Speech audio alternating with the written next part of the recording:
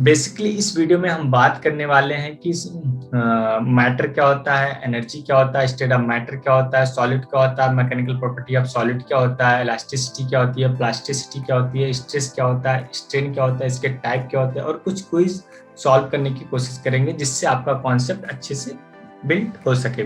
तो यहाँ पे फर्स्ट ऑफ ऑल अगर हम कोशिश करते हैं कि लाइक फिजिक्स की अगर हम डिफिनेशन की बात करें तो यू ऑल आर अवेयर कि physics the law of nature and its phenomena. तो एंड अगर हम अनदर वे अगर using like energy and matter we can also define कि फिजिक्स क्या है। Physics is a branch of science which deal with the study of energy and matter. So फिर बात आता है कि व्हाट इज लाइक ये एनर्जी एंड मैटर क्या है। Energy and matter is also part of the nature, so that's why this definition is also true. यहाँ पर हम बात करें कि एनर्जी क्या होता है, मैटर क्या होता है। एनर्जी क्या होता है, वी कैन डिफाइन कि energy is capacity to do work. जिसके पास एनर्जी ज्यादा होगा मतलब उसकी कैपेसिटी क्या होगी, ज्यादा होगी किसी भी चीज को वर्क करने के लिए। तो यहाँ पे क्या you can see like the capacity to do work. And what is the matter, matter like कोई भी स्टफ जो क्या होता है जिसमें मास होता है और जो क्या होता है जो स्थान like we can say that कि जो स्पेस ऑक्युपाई कर सकता हो उसको क्या बोलते हैं, उसको बोलते हैं matter. So you can see here the anything in this universe which has mass and occupy space is called as matter. फिर बात आता है कि स्टेट ऑफ मैटर, कि स्टेट ऑफ मैटर कितने होते हैं। स्टेट्स ऑफ मैटर की अगर हम नॉर्मली बात करें तो you all are aware three kind of state of matter like solid, liquid and gas. But fourth क्या होता है, प्लाज्मा। फिफ्थ और आता है कि बोस एंड आइंस्टाइन कंसोलेट। तो यहाँ पे अगर हम बात करें कि what is the solid and what is like, यहाँ पे हम बात करेंगे कंप्लीटली सॉलिड के बारे में, क्योंकि यहाँ पे like mechanical property of solid के बारे में हम स्टडी करने वाले हैं। तो first of all we try to understand कि what is the solid, solid material क्या होता है या सॉलिड क्या होता है। तो सॉलिड क्या होता है, जिसका में क्या होता है डिफिनिट शेप होता है, जिसकी जो पोटेंशियल एनर्जी होती है वो मिनिमम होती है, जिसमें एटम और मॉलिक्यूल क्या होते हैं बहुत पास पास होते हैं। तो यहाँ ये मतलब एक अंडरस्टैंडिंग के लिए क्या है, क्योंकि कोई भी चीज आपको क्या करना है, मगअप नहीं करना, आपको अंडरस्टैंडिंग करना है जिससे आप क्या कर समझ सकें।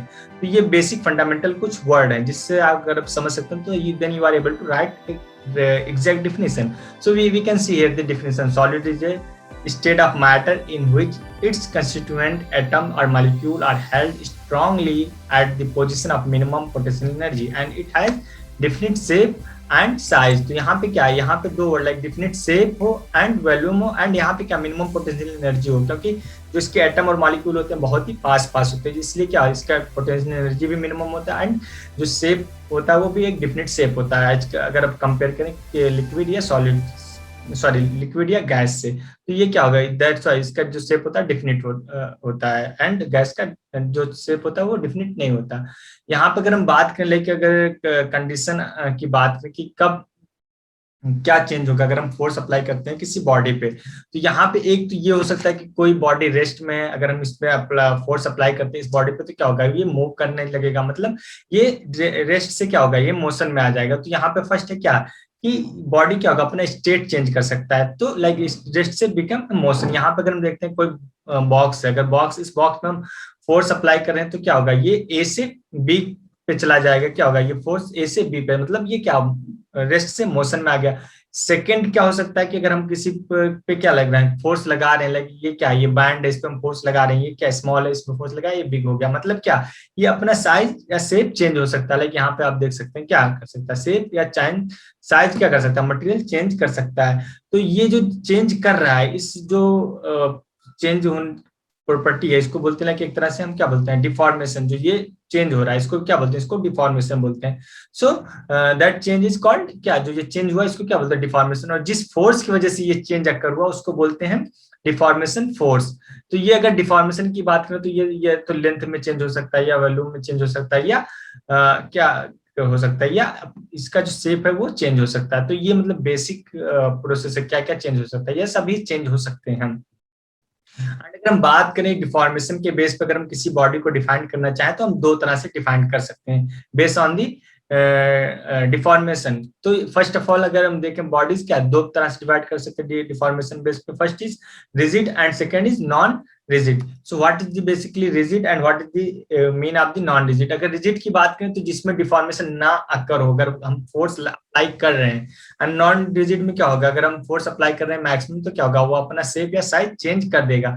नॉन रिजिड के केस में, नॉन रिजिड की बात करें तो ये भी दो तरह का होता है, एक होता है इलास्टिक एंड दूसरा होता है plastic. Okay, so what is the mean of the elastic and plastic? I will explain each and everything in details. Okay, तो यहाँ पे फर्स्ट ऑफ ऑल हम ट्राई करेंगे कि रिजिड बॉडी का, तो मैंने क्या बताया बेसिकली क्या होता है, जो अपना शेप और साइज चेंज ना करे, लाइक कोई भी सॉलिड मटेरियल जिसपे हम फोर्स अप्लाई कर रहे हैं, तो यहाँ पे क्या है और उसका क्या है, दैट्स अ डेफिनेट शेप है। बट अगर रियलिटी में बात करें तो ये पॉसिबल नहीं है। तो you can see rigid body generally means hard solid object having definite shape and size, but in reality body can not be stretch or compress or bend. Okay, तो यहाँ पे अगर बात करें लाइक एग्जांपल की बात करें, अगर जो हम प्रैक्टिकली सपोज करते हैं तो क्या स्टील स्फेयर हो गया या डायमंड हो गया, ये दो एग्जांपल है किसके, रिजिड बॉडी के। सो यहाँ पे डायमंड या स्टील स्फेयर।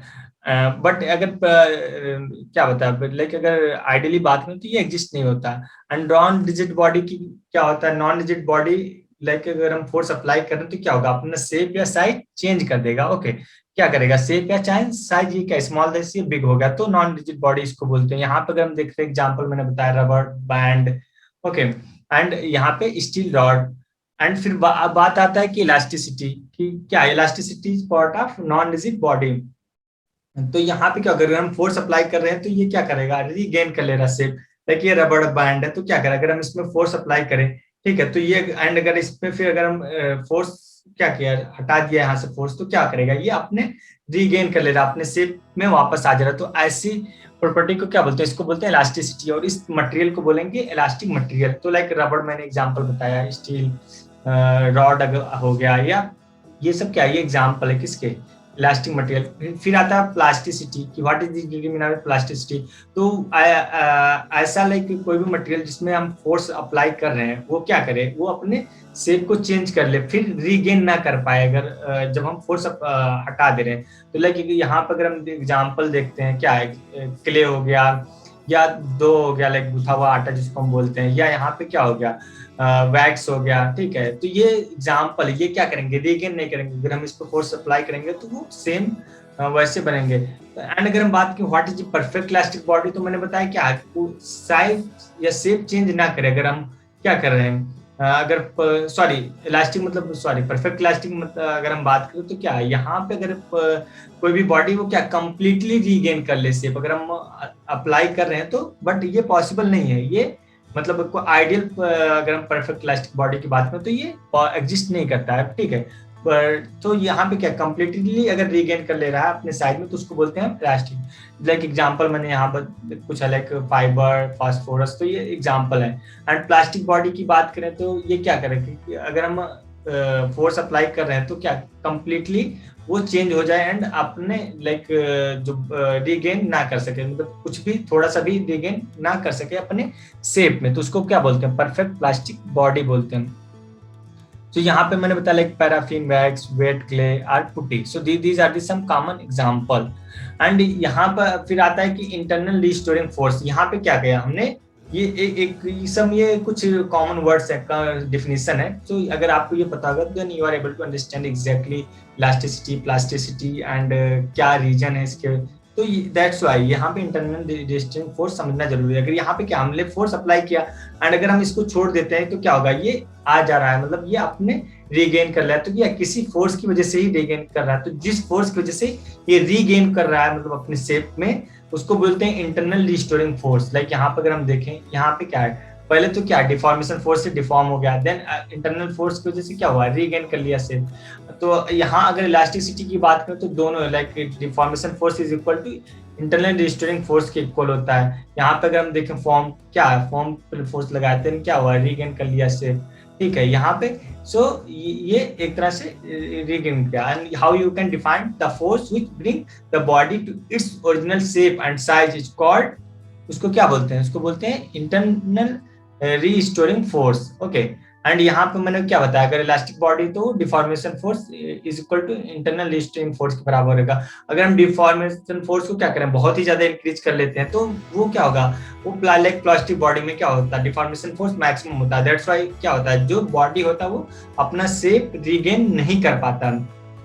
तो मैक्सिमम अगर हम देखेंगे स्मॉल डिफॉर्मेशन फोर्स अगर अप्लाई करते हैं तो मैक्सिमम जो मटेरियल होता है वो क्या होता है, वो इलास्टिक मटेरियल ही होता है। बट अगर हाई फोर्स अप्लाई करते हैं जो रीगेन नहीं कर पाता बॉडी अपने शेप को, तो उसको बोलते हैं प्लास्टिक मटेरियल। ओके, यहाँ पे हम देखेंगे difference between the elastic and plastic material. तो यहाँ पे देखते हैं कि इलास्टिक बॉडी क्या होता है एंड प्लास्टिक बॉडी क्या होता है। So if you will see this, so ये क्या करा, प्लास्टिक बॉडी जो होता है वो अपने शेप को क्या करता है, रीगेन नहीं कर पाता। बट अगर इलास्टिक बॉडी की बात करें तो ये क्या कर रहा है, अपना शेप रीगेन कर ले रहा है। एंड यहाँ पे अगर बात करें तो क्या होता है, इलास्टिक बॉडी में टेम्परेरी क्या होता है, डिफॉर्मेशन होता है। बट अगर हम प्लास्टिक बॉडी की बात करें तो क्या होता है, यहाँ परमानेंट एक तरह से डिफॉर्मेशन होता है। यहाँ पे क्या होता है, डिफॉर्मेशन फोर्स जो होगा इंटरनल रिस्टोरिंग फोर्स के इक्वल होता है इलास्टिक बॉडी में, प्लास्टिक बॉडी में इक्वल नहीं होता है। यहाँ पे डिफॉर्मेशन फोर्स मैक्सिमम होता है। एंड यहाँ पे क्या इंटरनल मॉलिक्यूलर फोर्स क्या होगा, लार्ज होता है। यहाँ पे क्या होता है, internal molecular force are small, are not present. यहाँ पे मैंने एग्जांपल बताया, rubber, cord, metal like steel, copper, aluminium. And यहाँ पे मैंने क्या बताया, क्ले, वैक्स, मड। ये मतलब डिफरेंस है between the elastic and plastic. तो यहाँ पे आपके लिए क्विज है जिससे आप क्या कर सकते हैं, अपना कॉन्सेप्ट क्लियर कर सकते हैं। Okay, so when a body regain its original dimension, when deformation force is removal is called. तो यहाँ पे क्या होगा, यहाँ पे अगर एक वर्ड आया है कि क्या कर ले रहा है, रीगेन कर रहा है, दैट मीन्स क्या होगा, यहाँ पे इलास्टिक बॉडी होगा। यस, तो राइट आंसर सी होगा। Very good. तो यहाँ पे अगर हम बात करें, the force due to which dimension और size of rigid body change is called as. तो क्या होगा, अगर यहाँ पे क्या कर रहा है, the dimension of size rigid body change, अगर क्या कर रहा है, शेप चेंज कर रहा है, तो यहाँ पे क्या होगा, डिफॉर्मेशन किसकी वजह से, किस फोर्स की वजह से चेंज कर रहा है, डिफॉर्मेशन फोर्स की। तो राइट आंसर क्या होगा, सी ही राइट आंसर होगा।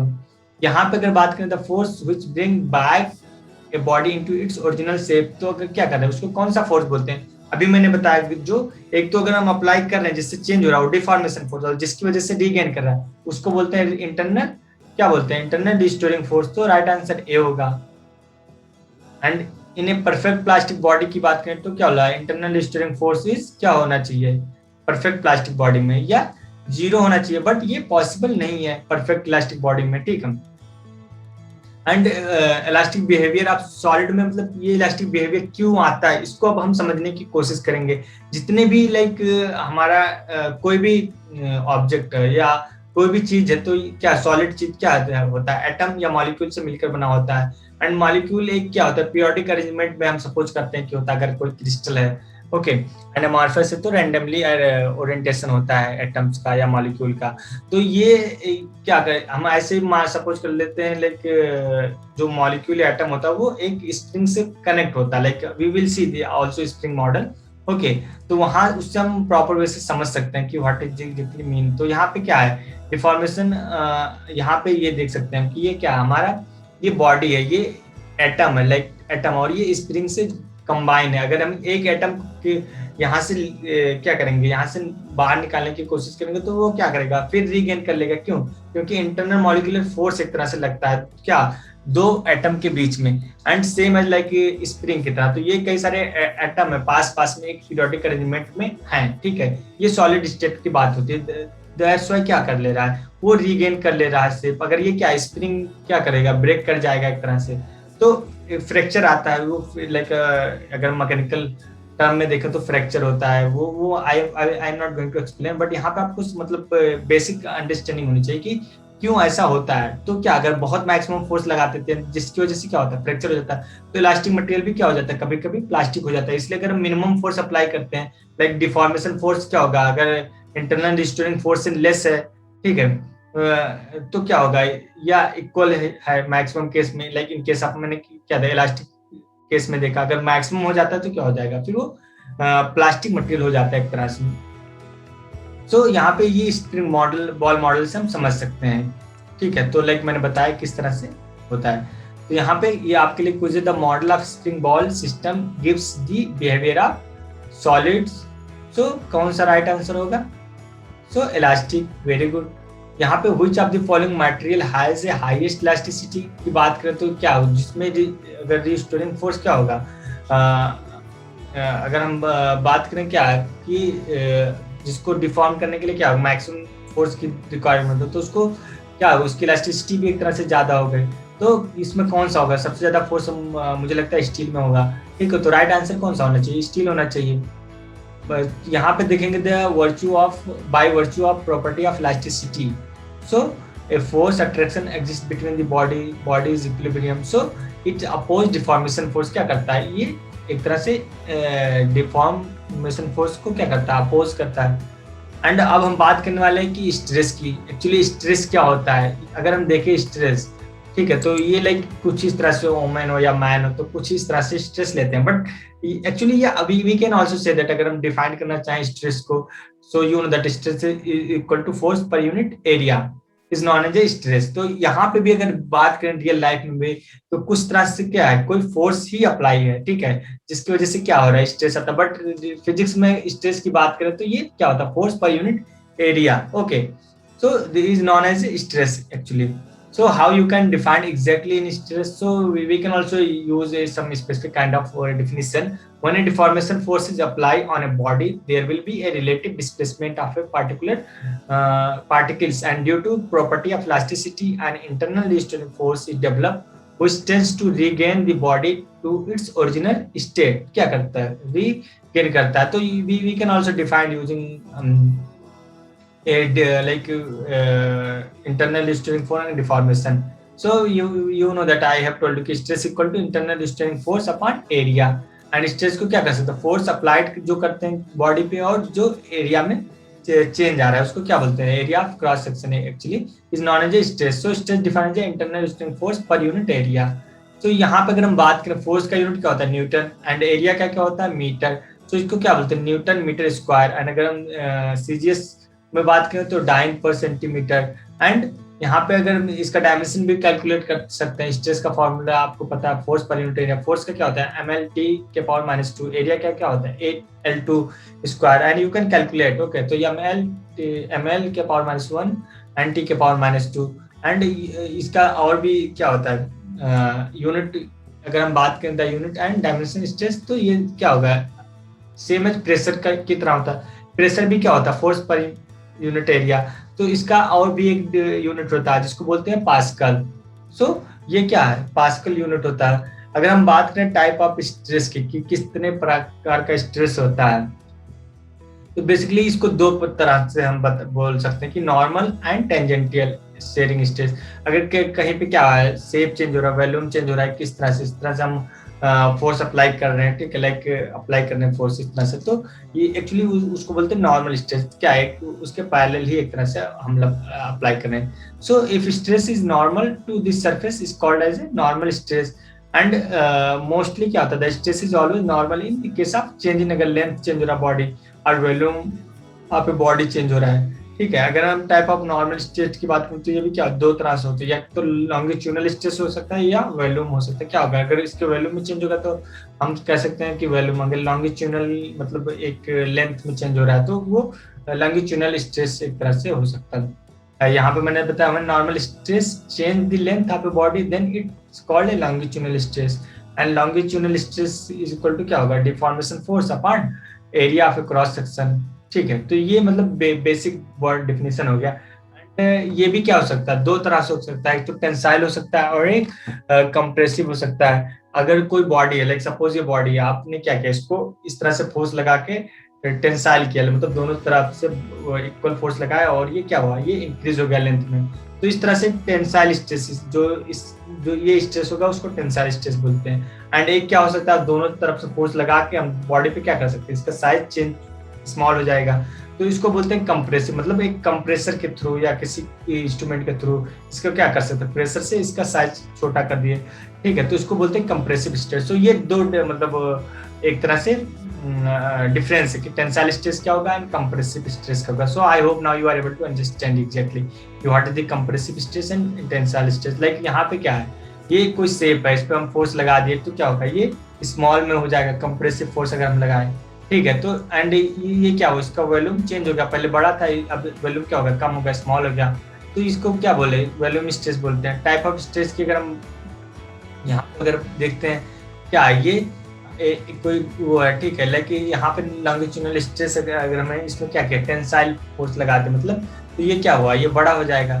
तो ये लाइक हमने बताया, एंड वॉल्यूम स्ट्रेस में ये बताया क्या चेंज हो रहा है वॉल्यूम में, ये क्या फोर्स लगाया, अप्लाई किया, तो यहाँ पे क्या होगा, यहाँ पे शेयर स्ट्रेस की बात करें तो एक तरह से शेयरिंग फोर्स क्या कर सकते हैं हम, किसी साइड से एक पार्टिकुलर फोर्स लगा के चेंज कर सकते हो। तो यहाँ पे क्या, अगर इसके शेप में चेंज हो रहा है फोर्स लगाने पे, कुछ इस तरह से हो गया, ठीक है। तो ये एक तरह से शेयरिंग स्ट्रेस हो गया, ठीक है। यहाँ पे शेयरिंग स्ट्रेस की बात करें तो यहाँ पे अगर हम बॉक्स से समझ सकते हैं कि कोई हमारे पास बॉक्स है, ठीक है, इस पे हम शेयरिंग फोर्स लगाए तो क्या होगा, एक पार्टिकुलर एंगल पे क्या होगा, ये टिल्ट हो जाएगा। एंड यहाँ पे अप्लाइड टेंजेंटल फोर्स एंड क्या होगा, एरिया हो जाएगा, ठीक है। तो यहाँ पे F इक्वल टू ए। सो ऐसा यूनिट ऑफ स्ट्रेस की बात करें तो क्या होता है, मैंने भी बताया न्यूटन पर मीटर स्क्वायर होगा। तो राइट आंसर कौन सा होगा, बी होगा, B will be the right answer. The unit of stress is same as that of pressure, force, strain, area. So this is really very important question कि छोटे छोटे competitive exam में आते ही रहते हैं। तो ये क्या होगा, प्रेशर के